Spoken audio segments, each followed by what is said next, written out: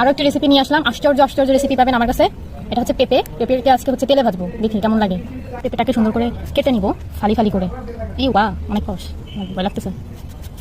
সুন্দর করে গোল গোল করে কেটে নিব এরকম।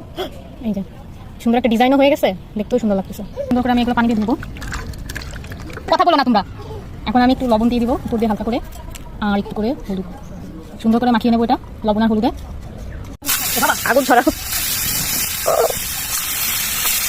পেঁপে ভাজা দেখতেই তো অনেক লোভনীয়, খেতে না জানি কত জঘন্যই হবে সেটাই আমি চিন্তা করছি।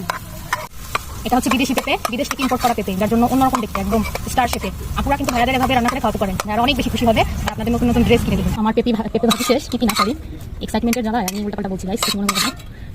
এই হচ্ছে আমার বিদেশ থেকে ইম্পোর্ট করা পেঁপে, যেগুলো আপনার গাইসের ঘরে গাইসটা চাইলে আপনারা এরকম বিদেশ থেকে ইম্পোর্ট করা বা বাসার দেশি পেঁপেও ওইভাবে ভেজে খেতে পারেন। আর সামনে আরো কিছু ইউনিক রেসিপি আসবে, সাথেই থাকবেন।